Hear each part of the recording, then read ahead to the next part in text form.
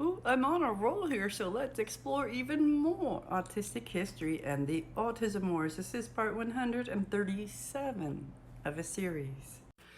All right, so this is whew, a lot of information, a lot of testimony that I've shared with you in a series of videos before this from the Congressional Autism hearing that happened in April of 2000.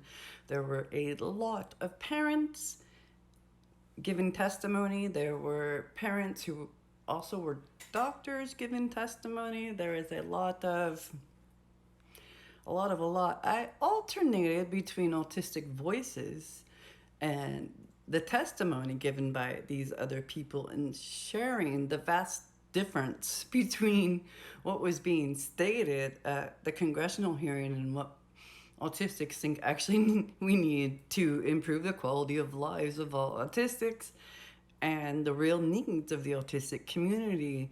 Now, those voices I shared with you were never shared in a meaningful manner to legislation. Autistics were silenced and they were kept from representation and legislation by these parent organizations.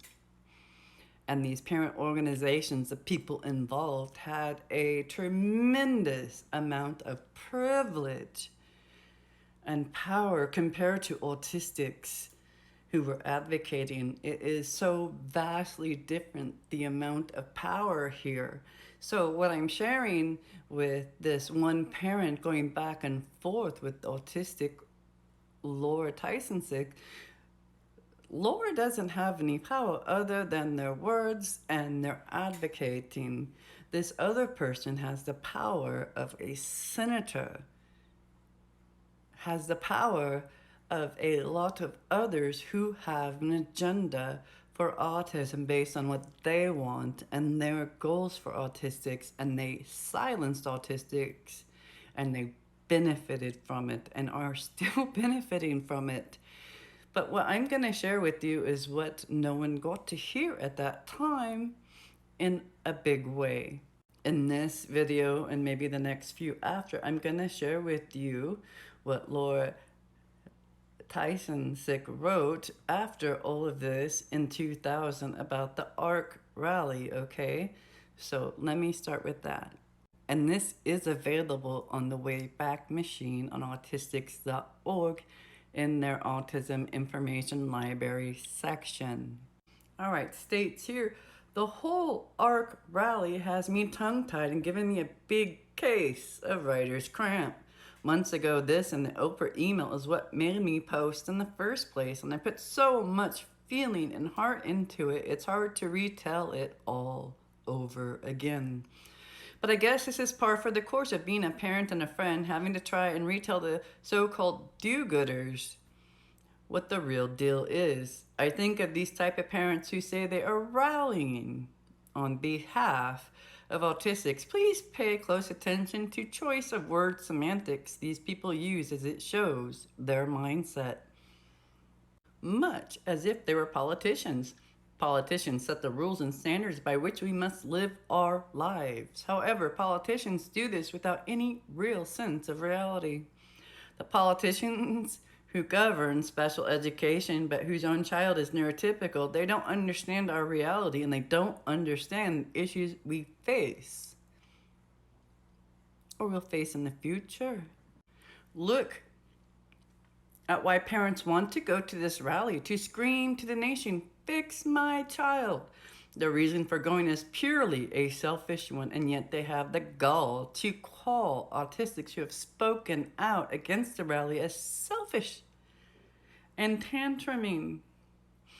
All they are focused on is their own child. So focused are they that they don't see the whole picture or the real world. So focused are they about their child, they will even harass and send hate mail to an autistic person.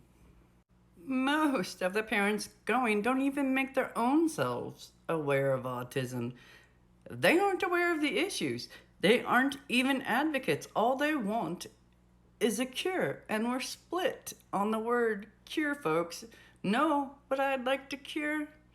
I'd like to cure the ignorance that surrounds autism. I'd like to cure abusers who thinks it's okay to use restraints on our autistic students.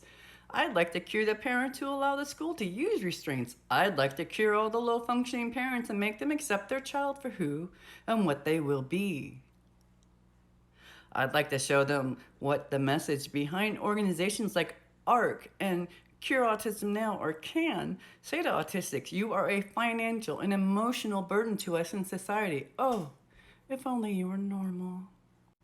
How many of these parents even know about the dangers and issues? How many of the ones who cry at night over their poor, pathetic child actually cry over the fact that Peter Singers of the world are fighting to extinguish all with disabilities? Do these parents fight for that? No, they aren't even aware. All they care about is their own selfish need to cure their baby. If a cure is found, all will be right with the world. Well, it isn't, and it won't be. If all the parents stood up and demanded services and demanded civil and human rights for our loved ones, it would be so, but most have their face in their hands, unwilling to make a stand for anything other than a cure or research into the latest pill or injection. Those parents actually do me and my son more harm than anything in their selfish quest for a quick cure. They step over everyone's basic needs and rights. Am I the silly one who is working to secure services and education for my son so that he'll be an educated and effective autistic? Am I ignorant of autism because I don't work tirelessly to enact funding for a cure? I fight for my son and others to be labeled a student. I fight for creative teaching methods. Of course, most don't care for this as it means hard work. Damn straight they call me when their child is abused at school, but they stay away from me when it comes time to educational matters. See, they don't want to learn how their autistic child learns. They just want their child to no longer be autistic. You should be rallying for services, education, advocacy for all, living choices, life skill training. My son and others need those. My son and others need your support. With all that hard work, it's so easy to look into a camera and cry about your disabled child. Know why you're so scared of your child's future? Because you haven't even bothered to secure one for them. Think it's hard getting services and help for them now? Let me know how your and his life is when he turns 18. No wonder you all want to cure, since your child's future clearly must mean to you institutionalization. Not for my child. I am demanding that he gets the tools and services he needs despite your rallying cries of cures. My son will succeed despite medical research and social ignorance. It won't be because of this rally. It will have to be despite it and despite you and how you view him.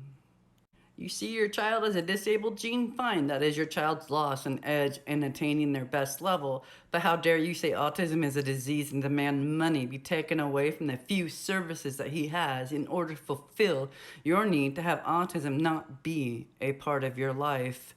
You cannot have both research and services. You guys hear the money problem now?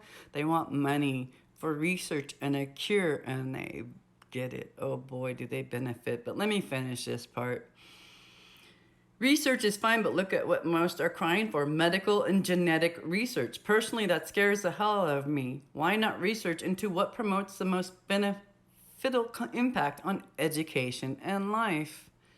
Why couldn't ARC work with autistics instead of bash them and treat them like most of society does? Because they don't care about autism, autistics, or the needs and issues. All they care about is what they want. One day they will see that their cure mantra did more harm to their child medically, educationally, and personally than any feature of autism ever could. I'm going to repeat this last part. One day they will see that their cure mantra did more harm to their child medically, educationally, and personally than any feature of autism ever could. And while that was 20-something years ago, we are still fighting the same fight here.